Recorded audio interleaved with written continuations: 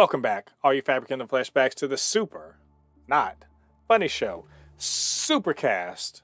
The Supercast, where we talk about all things superhero in our pop culture media, and that's video games, TV shows, movies. We talk about the news, do a little speculation, all that good nerdy stuff. I am Mo de Papay, your resident Fabricant and comment extraordinaire on all things pop culture, joined by the anime expert, video game designer, and lover of all things superhero, my good friend LADI. LADI, what's going on, man? Man, nothing much. Been watching a show called Mayor of Kingstown Oh, with I know what you're talking about.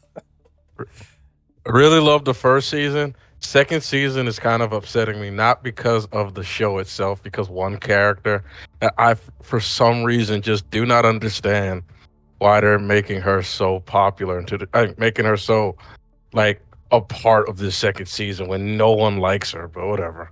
Well, that's that Jeremy Renner.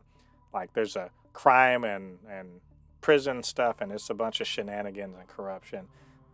I've watched this first episode. I think it's pretty good. I just haven't gotten back to it because there's a ton of crap on TV right now. I don't know Yeah, if you've noticed. There's a lot to watch because yeah. Mandalorian came back this week, and Bel Air, and well, let me just say my schedule's full right now. But anyway, I've just got finished watching Creed 3.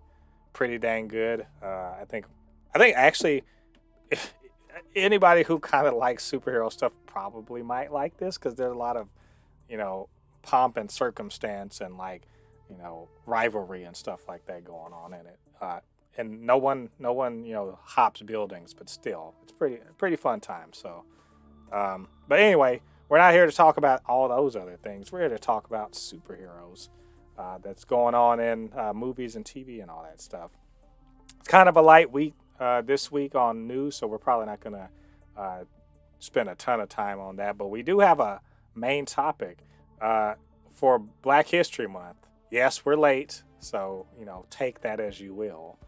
But we are going to talk about black superheroes that we need to see in live action. There's a good little list we got put together, so we're going to talk about that. But before we get to that, the news we're going to speak about is Quantumania. That's just the big deal. Quantumania suffers the biggest second week drop in the history of the MCU. What's the box office? What does this mean for the Ant-Man franchise and for the MCU going forward? We're gonna do a little bit of nerd fight. Homelander versus the Omni-Man or Invincible. What did Robert Kirkman have to say about that? And do I agree? There's a news of a new Hellboy coming up, and that's all of our news. Literally, that's all the news for this week. So, LADI, you ready to get into these few news Yeah, I'm ready to go. items? Let's do it. All right, let's just talk about the big deal. LADI, we saw Quantumania. I thought it was pretty Mhm. good. Had a good time with it and everything. I actually want to go see it again at some point. And it had a big $104 million first weekend. But LADI, you know how much the second weekend was? Ugh. It was I didn't check how much. it was like 32 or 33 million dollars. It's a 70% drop. 69 point Jesus. whatever, which makes it officially the biggest second week drop for any MCU movie at all. It beat Eternals. So Eternals is not number one at the bottom of the barrel anymore. And I mean, what I don't even know what else. There's no way to sugarcoat that. That's horrible. You know, that's just not. It's not gonna work. There's a ton of CGI in this. In this movie, it's an expensive movie to have been made. It's gonna, as we always say, 2.5 to 3 times the budget is generally the break-even point. So, if this movie did cost 200 million, it needs to make 600. And LADI, you know what it is at right now, as of yesterday. What? The total worldwide box office is $369 million. So that's not good. This I don't know if it's gonna make that 600 million. Yeah, I mean, Ooh. I honestly think probably 550 is more like the break even point. More likely the break even point. But um yeah, here's a better question. Is it going to clear 400? So, I say yes to that. It's literally got 30 million to make. It only got 30. The better question is, will it break 500 million? I think it can, but I didn't expect. I knew this movie wasn't going to be a $1 billion success. Like some people told me, like they're like, "Oh, this will be a $1 billion movie." I was thinking maybe like 700 million, 600 million. Like the 600 to 700 million. Man, I don't know, man. I haven't, like I said, I didn't even pay attention. I was just like, well, I didn't even pay attention to the second week. That's bad, man. And oof. I mean, nobody cares about Ant-Man. It's anybody I know that is like a lot of the people that are like semi-casual MCU fans, the number one movie they all tell me they didn't watch is Ant-Man. Is Ant-Man 1 and Ant-Man and the Wasp. Yeah. Every time.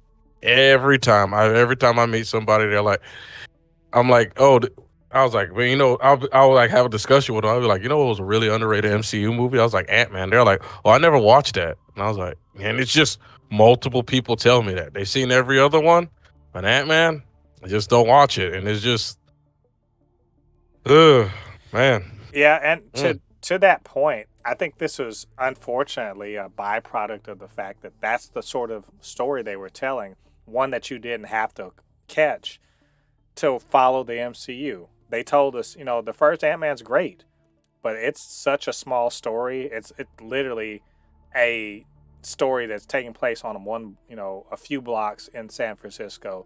Doesn't affect anything, right? Same thing with Ant-Man and the Wasp. A story that's relatively small and self-contained and doesn't really affect anything. Even when Ant-Man shows up in the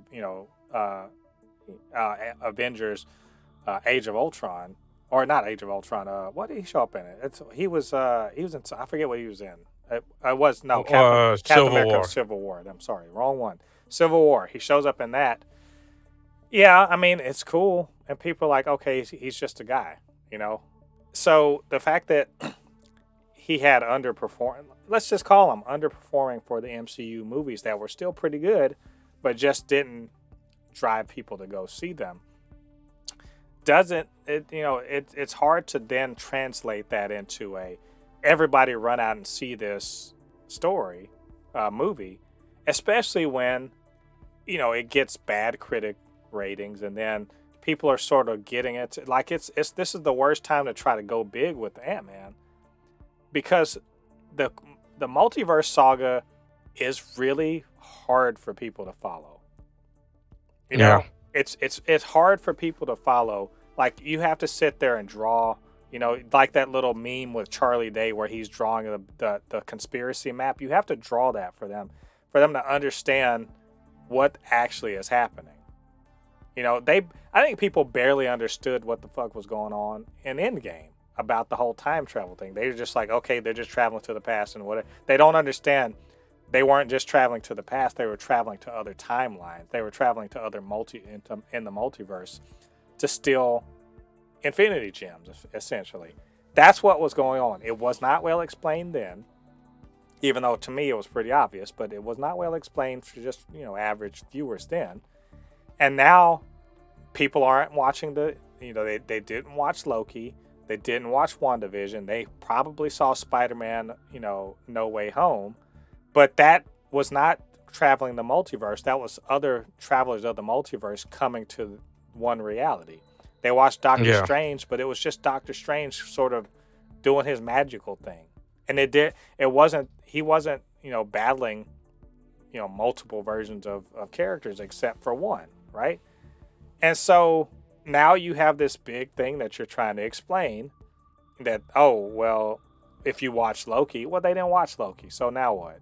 Well, did you watch? Well, I didn't watch that either. So what? Explain to me what's happening, and you're losing people. And let me say, I don't blame the writer for this. Like a lot of people are, because the writer on this is going to be writing Kang Dynasty. I don't blame the writer on this because his mandate was to write a multiverse story starring Kang and make it make sense with Ant-Man, and I think he did.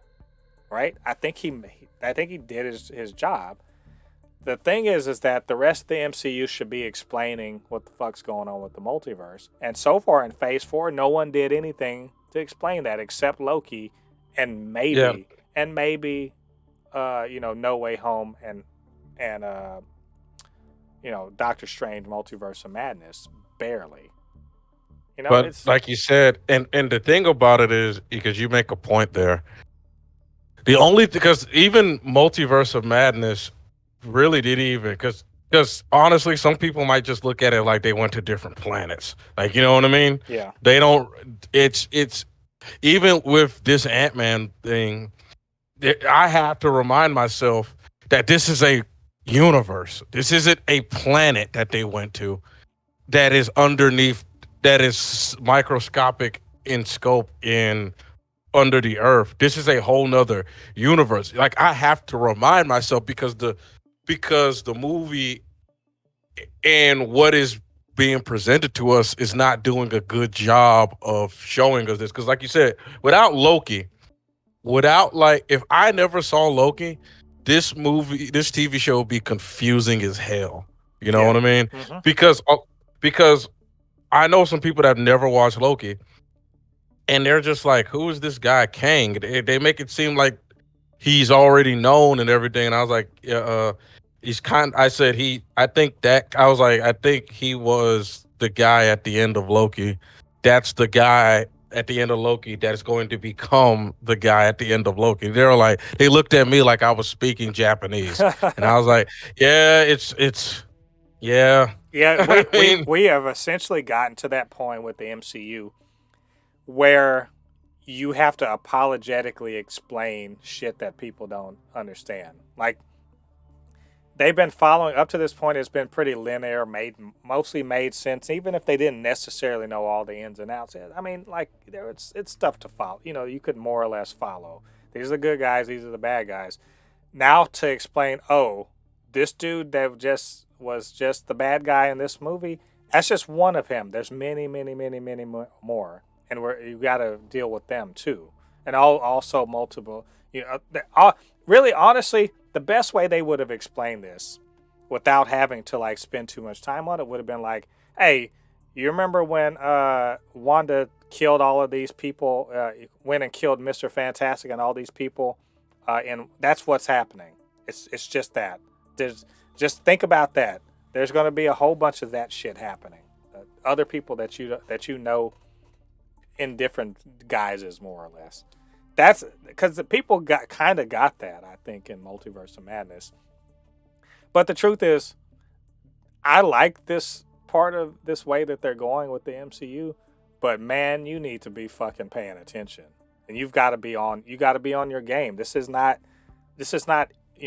The first episode of a TV show that you're watching. No, you are 4 or 5 seasons into this show, and you can't be sitting up there, questioning the validity of characters that are in the 5th season, and you've skipped out on other seasons of the show. You should be able to jump into this series now, yes, and watch the movies and get something out of it. But if you're spending a lot of time being like, "Oh, who is that? Why is this happening?" Then I think it's not your fault as a viewer. I think it's really the fact that they haven't spent a lot of time being like, "Oh, let me catch you up real quick." It's, I mean, I just wonder, what does this mean for, the like because MCU? What, this is how are they going to address this? Because we're getting very inside baseball here, and people don't have patience for that.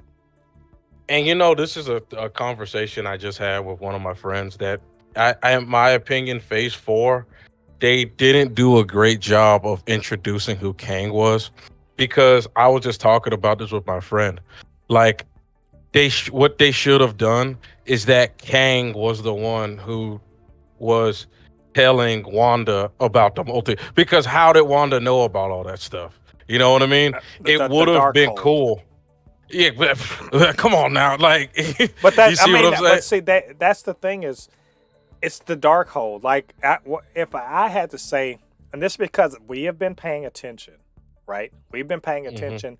We're not just because we're comic book fans and everything, but we're paying attention to what's going on in the movies and TV shows. We're watching all of this stuff. And as far as I can tell, the multiverse saga is not just about Kang, you know, being the big conqueror of the multiverse and having a conflict with the Avengers or people on Earth.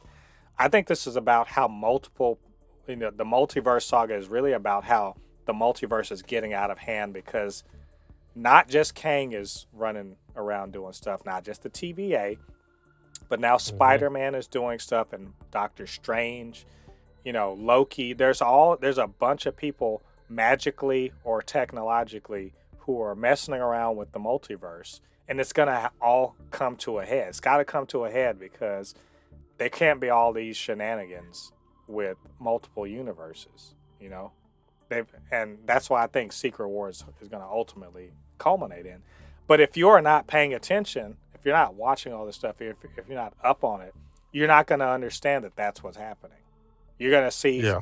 No Way Home multiverse stuff is separate from Multiverse of Madness, is separate from Quantumania, is separate from Loki, and you don't see how they're all playing together. And it's all set up in Endgame. Um, and maybe this was a swing that was too much so soon after Endgame. That this was far too complicated, and they hadn't, as you said in Phase 4, seeded the ground properly so that people Yeah. wouldn't be asking these questions, scratching their head about it. Because it would have been perfect, in my opinion, to start like right, because Loki, when Loki ended, because some people forget Loki was in 2021. Mm-hmm. When Loki ended, they could have just started having that, just different versions of Kang were just messing with different people. Like that, like one version of Kang could have just made a quick like cameo in No Way Home. Mm-hmm. He could have been the one influencing Wanda, driving her insane and making her do what she did in Multiverse of Madness. You know what I mean? So people are like, "Oh, who is this?" But each time they see it, they recognize the face of Jonathan Major, Right. but it's a different Kang. It's a different Kang influencing somebody to mess up the multiverse. You Right. know what I mean? And that would have been a really good way to where now we see there's this now in Ant-Man, we meet the Kang that's just as evil or messed up as the other one, but he's like, hey man, I'm gonna have to stop all this, and Right. we're like, oh, okay, so there's that one Kang that did this. Because like you said, the TV shows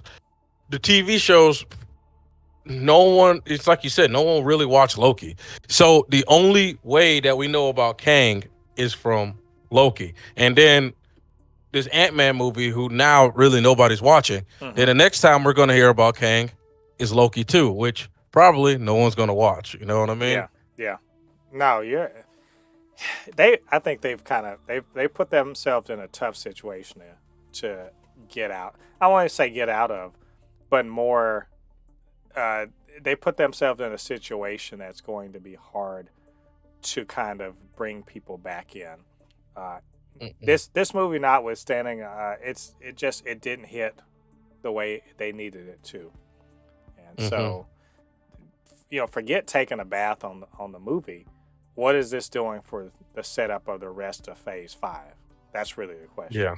So, anyway, I guess we'll keep checking. We'll do Quantumania check every week and see how close they get to 500. I think they can do it, but boy, it's an uphill climb. So, but we'll let you guys know when we find out more. So, moving on to our next one. This is just a good little bit of fun nerd fight. I love, I love a nerd debate, nerd fight about things. This one has been going for years now. We just hadn't talked about it, but this has been going for years. And this is Homelander from The Boys. How would he fare in a fight versus Omni-Man, aka what's it? Mark Grayson's. I forget what's his real. What's something Grayson, but Mark Grayson from Invincible, his dad, who, as we find out, spoiler alert, if you haven't watched the first season of it, you've literally had over a year, almost 2 years to watch this. It's over 2 years now. It's like over 2 years. You've had 2 years to watch this, so I'm sorry if you're getting spoiled now. But Omni-Man turns out to be from a race of Superman-like, evil bad guys. I'd even say more Saiyan, but Superman Saiyan types, and he literally kills the Justice League on his world. And he nearly kills Mark, who's called Invincible, and he's ruthless, and he's terribly powerful. So LADI, I think I already know how you're going to say this, but let's hear what Robert Kirkman kind of had to say about the situation. There's a video attached, but essentially he's talking with the artists that helped him create the story in the first place, and they're like, who's gonna win? And they're like, Nolan wins easily. Omni-Man destroys Homelander. But they say, like, if he's fighting younger Invincible, then maybe he has a decent chance against him. But later on in the comics, no. I still don't think that either. You're saying he wouldn't beat he wouldn't beat Mark, not Mark. He wouldn't beat Invincible in the first place.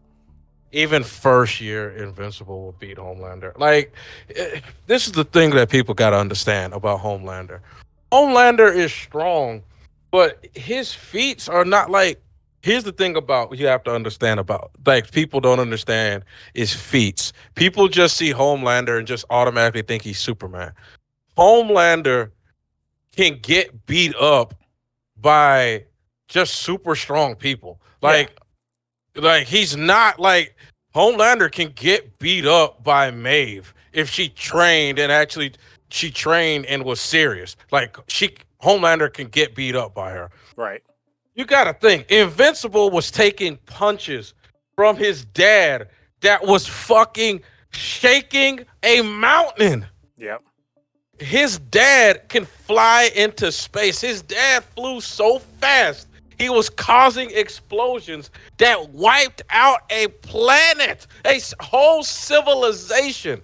There's just no way. Yeah, remember the red, whatever, the Flash basically was super speed punching him. And let's also remember, because there's some physics involved, force equals mass times acceleration. The Flash was hitting him, so fast, right, that it should have been like, nuclear explosions. And dude was just like, and he broke his hands on him. That's what I'm saying. Like, but in the world of the Boys, Homelander literally gets nearly beat up by a juiced up, Butcher, and Soldier Boy. And so remember, Soldier Boy hadn't depowered him yet, so he nearly gets beat up by 3 people who he should have been snapping their necks with no problem. So this isn't even a question. Nolan destroys Homelander. Like, it's not even close. I remember I was even talking about this with somebody. Like, I think the Guardians of the Globe. I think Immortal will beat Homelander. Like, I really don't know why people. I would say, but because Immortal can fly. He is super strong. And Immortal and let's be honest, Immortal punches does make Omni-Man bleed. And let's be honest, I don't think Homelander's punches will really do much to Homelander. I mean, Well, to Omni-Man. I will put this. I would say that power wise, in terms of his super strength, he probably is about invincible level strength. Probably, maybe some invincible, or as you said, the immortal. And to that end, yeah, he could hurt Nolan a little bit.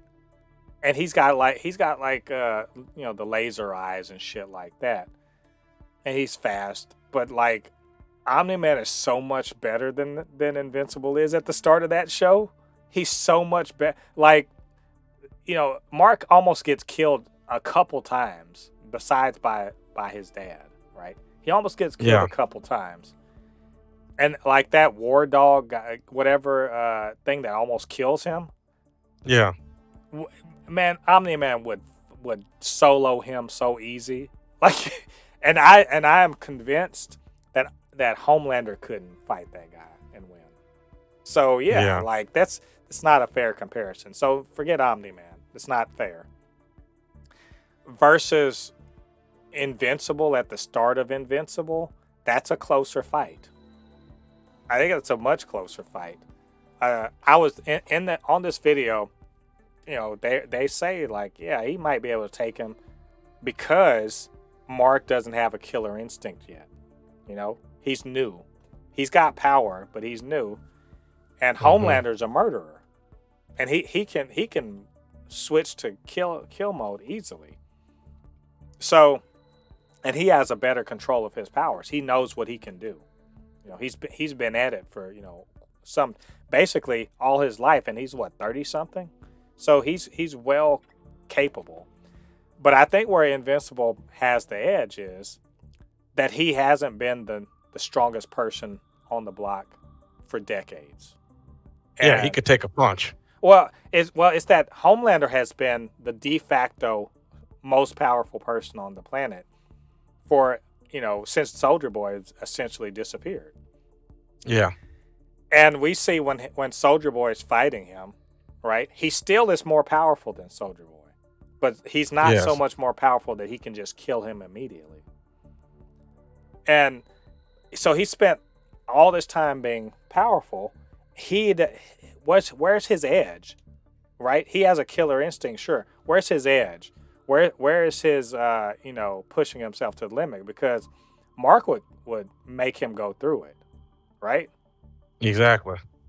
And I'll even say this: the Mark we see that gets his ass kicked, nearly killed by his dad at the end of the series, would fucking destroy Homelander. Would Oh destroy yeah. him because by that time he's gone through a couple of really bad, ass kickings. And Yeah. so his And that ability, yeah, his ability to switch that shit on is like he's much better. yeah, and that's the thing that I was saying. Can Homelander even really take a punch? Like, and I mean like a punch that will like a knockout punch. Can he Yeah, actually take that? That's a honest question. Like you said, Butcher and what's his name? Yeah, they're weaker than him. Are they actually throwing knockout blows, or is it like multiple punches that just get there's just multiple punches that eventually lead up to you being staggered? yeah. But Invincible can throw a knockout punch. Is he going to be able to take that? That is an I actual question because no. some people don't know. Like some people, that's the thing that people don't talk about. And remember who else? Ryan. Ryan fucking hurt him too. Remember at Yeah, the end of the season. So in my eyes, no. Homelander is like a much lesser version of Invincible. Yeah, he's as strong as Mark was when he first got his powers. Except yeah, he knows the breadth of his powers and what he can do. But man, if Homelander were in the world of Invincible, that's not even he would be the one backing down. Omni-Man would wipe the fucking floor with him. yeah, And yeah. and It's let's not even. and let's not even talk about Mark when he because he's sort of like a saying that he levels up. My understanding is that by the time of the end of the comic, like it wouldn't even he's much stronger than his dad. like way stronger, much more capable. So Butcher would be not Butcher. Homelander will be done. Yeah. So anyway, this is a fun little bit. I thought it was cool that Robert Kirkman chimed in about it, because he even said he talked to Seth Rogen, because he co-created, he was a co-creator of the boys, and they just kind of talk about it. And I love the fact that nerds are going to sit and talk about this shit. It's cool, but also that nerds who can make things that we can watch are sitting up there having these talks. I literally want to get Kirkman and Seth Rogen, and then freaking what's his name, Feige. Get Feige and I just want a bunch of them, and I just want to hear them sit and have these nerd fights, because I bet it'd be entertaining as shit. Like these are guys that are movers and shakers, and they can make things happen, and they're talking about this stuff. I'm with it. So anyway, that's just a good little bit of fun. So last bit of news, and this is Lottie, I know you're not a big Hellboy person, but yay, we're getting new Hellboy. I think we talked about this recently. Yeah. But like they literally, it's real. They're moving forward, and they even started casting people. They have cast Hellboy for this new iteration. It's a person I don't know, named Jack Kesey. I don't know what he's been in, but apparently he has been in Deadpool 2. Do you remember what he was? Who was he in Deadpool 2? I don't remember this guy. I'm looking it up. I don't remember, and I have not seen Deadpool 2 in a while. He was remember the guy in the prison with the dreadlocks? The guy in the prison with the dreadlocks. Nope, not. I mean, look. Let's. Okay, it's a guy. It's a guy from another. Okay, cool. I'll take it. He has a forgettable face. He looks like a bunch of other white dudes in Hollywood. So I mean, I don't remember him. Either way, they're adapting the comic The Crooked Man, and Mike Mignola. I think that's Mignola is the creator of Hellboy, is also on to write.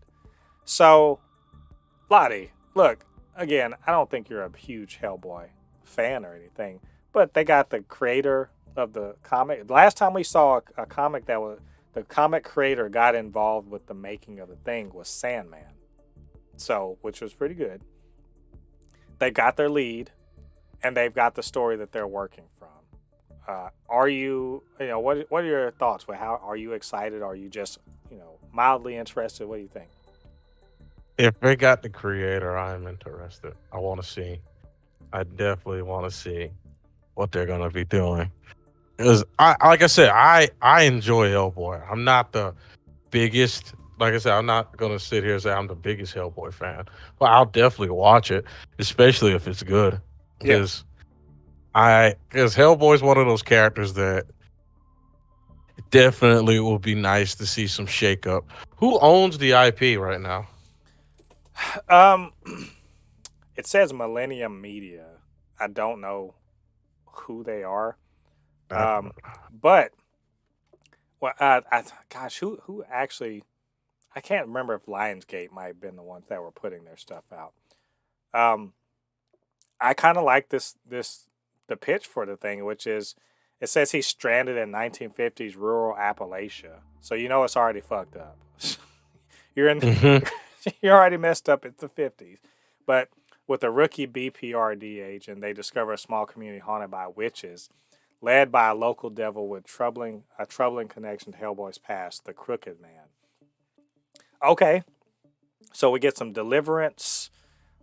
We get some, spooky witch stuff going on, like maybe the Blair Witch or some. The thing I want to draw your attention to, because you talk about horror.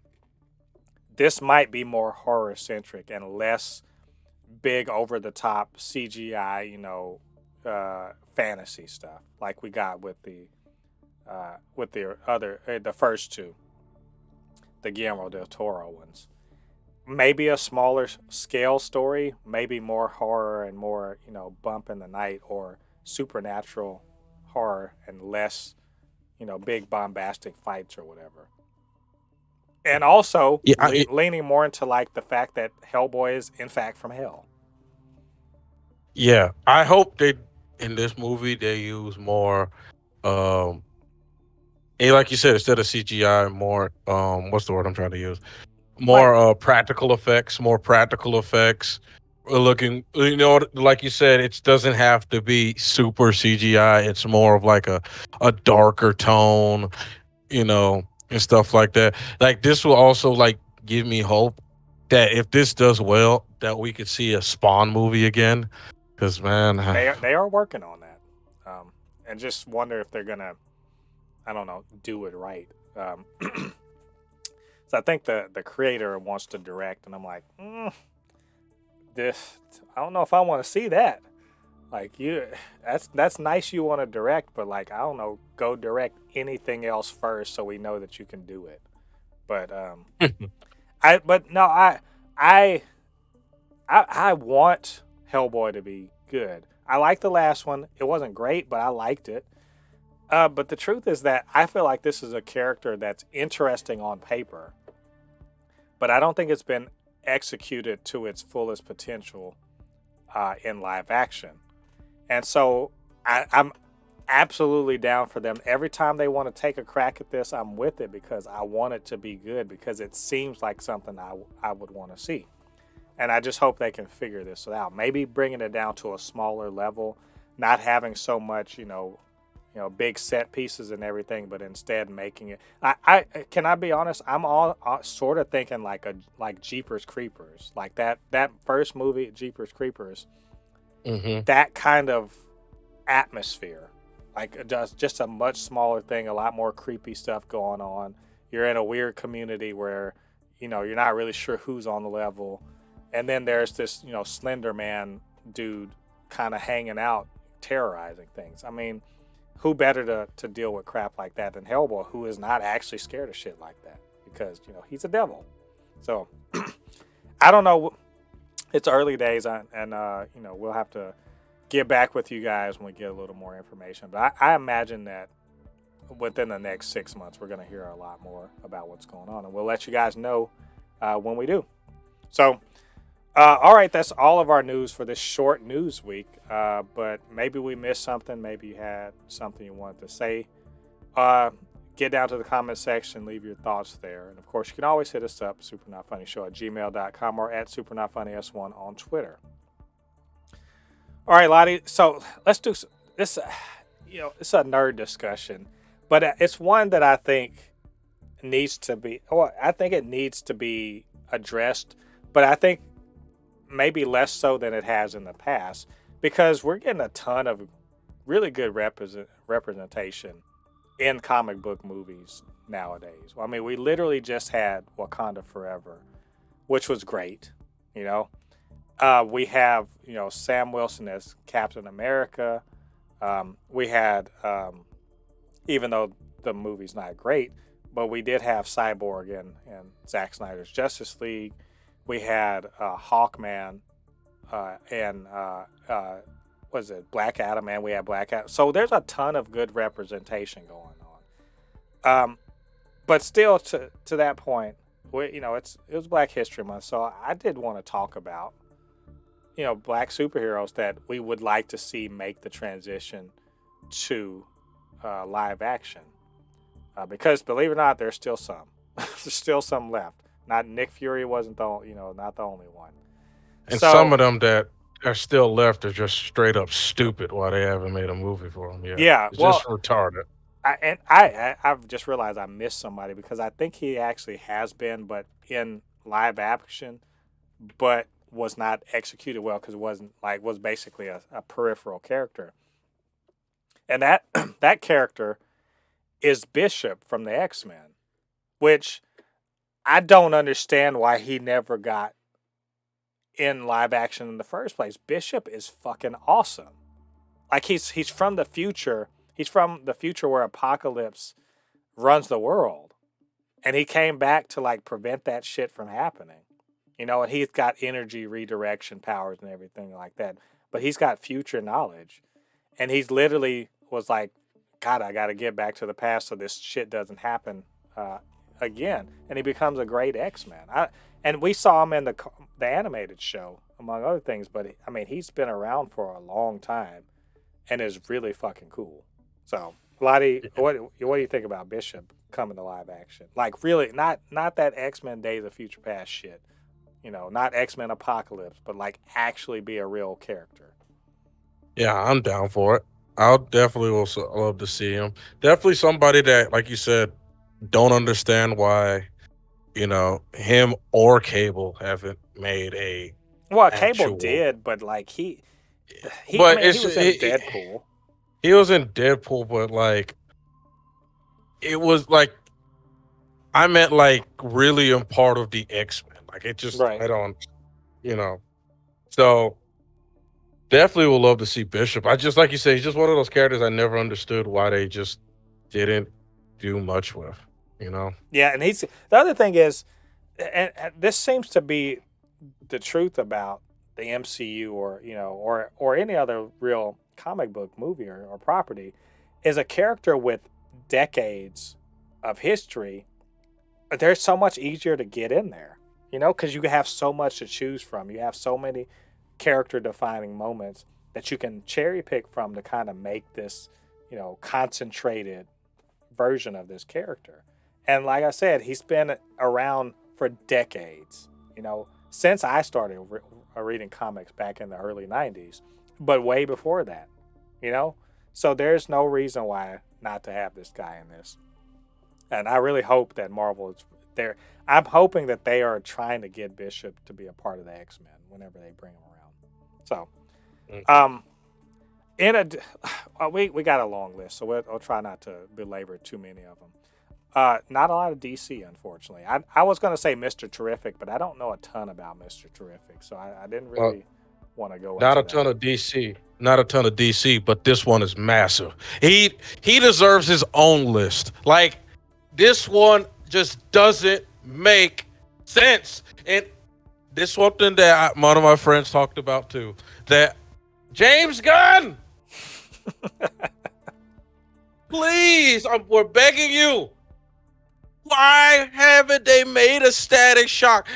Every time I watch a poll on Twitter or anything, who is the next DC character that you want to see? And if Static Shock is on the list, it hits by a landslide. And it's just like people at DC are just like, nope, we don't see it. Nobody wants to see him, like, apparently. Yes, we do. He's in almost every popular DC TV show when it comes to like showing all of the heroes. You know what I mean? Like Young Justice. He's in Young Justice. He's in Justice League. He's in so much stuff. It is just why? Like this one just doesn't make sense. Like it literally just does not make, and there's no good explanation for it. It will be a $1 billion movie. Like no joke. It will make a billion, even if it's not good. There is a outcry for Static Shock. It will make $1 billion. Well, they're working on it, and I have to say this is a legacy title from before Safran and Gunn, but I don't think James Gunn is. I think James Gunn's way too smart to shelve that. In the same way, he's too smart to shelve the Black Superman movie that's being worked on by J.J. Abrams. But Static Shock, that would be dumb not to move forward. I didn't even watch the show, but I was pretty well aware. I knew about Static from comics, and I was very well aware of it and how many people were down with it. So, to me, and also the fact that later on he joins the Justice League and he's involved with Terry McGinnis, and I mean, like, come on, like this shit writes itself. Like, I don't understand why they wouldn't do this. Yeah, it doesn't make any sense. And if you bring Static in, you can bring the Milestone characters in, and there's a ton of Milestone characters that are interesting as hell. Yep. So I mean, you bring the Dakota verse in, stop. I'm not saying print money. we're in a day and age now where diversity is some kind of mark against stuff. So there's going to be a lot of idiots who, there's a lot of idiots talking shit about Black Panther 1 and 2. So but still, like, this is a no-brainer. Like, this he is easily one of the most popular DC characters that didn't make it into the movies. So hopefully they'll rectify that. More back to Marvel. I want to see Adam Brashear, aka the Blue Marvel, come to live action. I've talked about Blue Marvel before, and I'll say straight up, dude is damn near a Mary Sue or Marty Stu, whatever. in this sense, in the same way that Superman is, because dude is hella powerful. Like, when I say hella powerful, I'm like, fight toe to toe with the Sentry and like come out better, come off the winner. Like, he literally has fought Galactus. He's gotten to a physical fight with Galactus. He's gotten into a physical fight with the Hulk. He's gotten into a physical fight with Hyperion, who is basically Superman. And he's gotten into a fight with Sentry, and he's beaten the shit out of every one of them. Now, to be fair, he has gotten his ass whooped by the Sentry before too.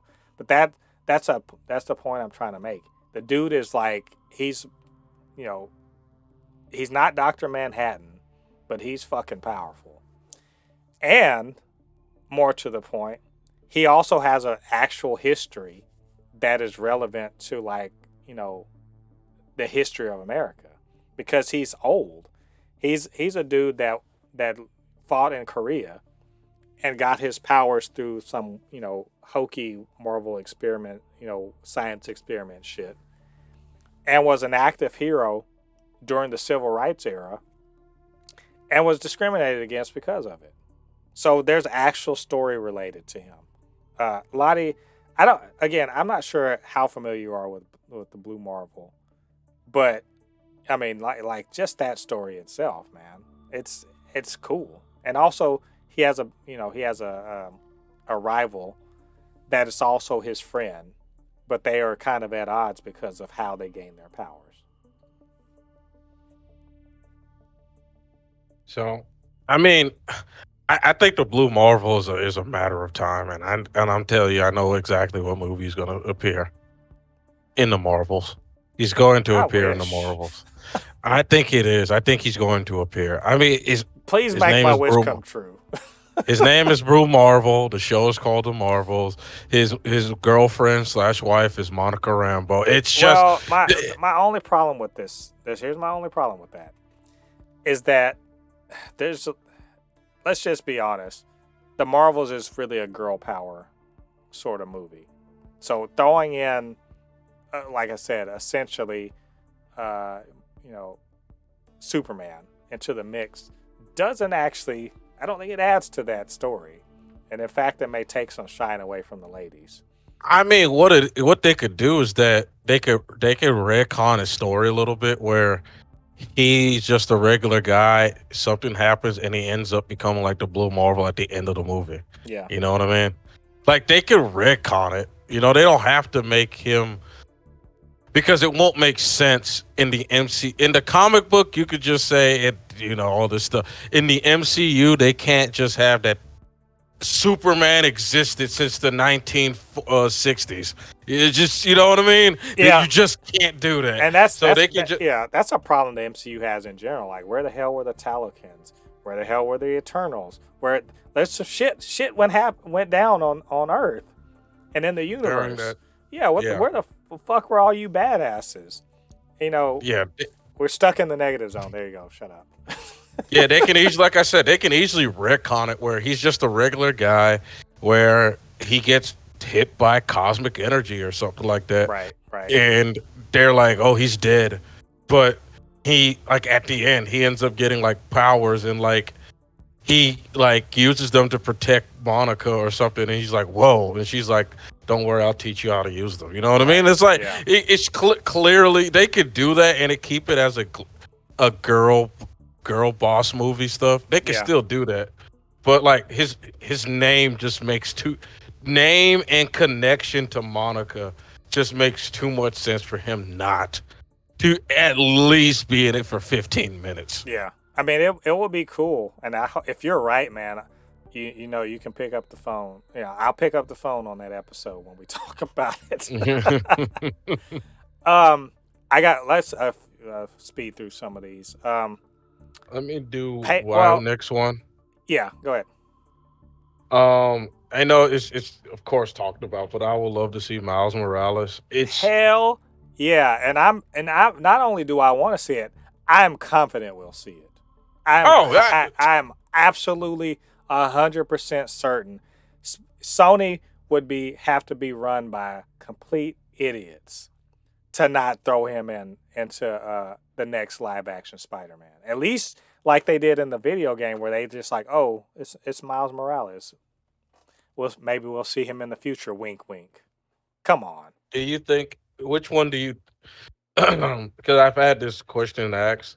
Do you think do you think he'll end up in because Andrew Garfield is signed to be Spider-Man again?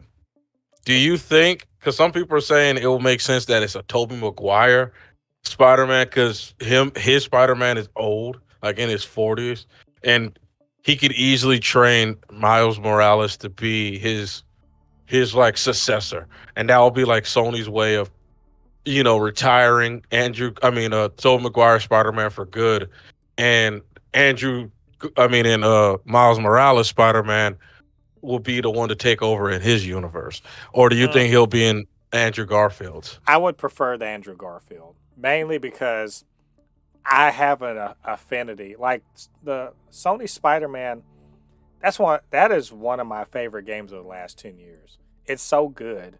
The story is pretty dang good. It could be punched up. Like there's some silliness to the story because it's a video game. But like the general story is pretty damn good. And I liked what they did with Miles in there, and the age difference between that Peter and Miles is about a decade and a half, right?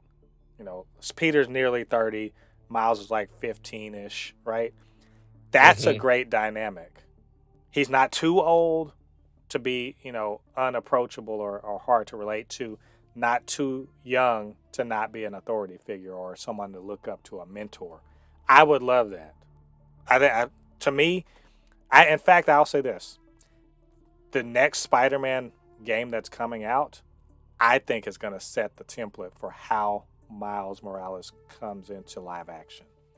Because it's apparent to me that Miles is going to be very important to that Spider-Man 2 game. And they've got the story right there, or something that they can, start from. That like it makes all the sense in the world to me. And synergy, like I mean, it makes sense. So I think obviously we're going to get Miles. It's just a question of when and where. Um, we only got a few more left, so I'm going to say actually two of these, like Patriot is he's Isaiah Bradley's he's Isaiah Bradley's grandson. We saw him in the Captain of Falcon and Winter Soldier. I just want to see the dang Young Avengers.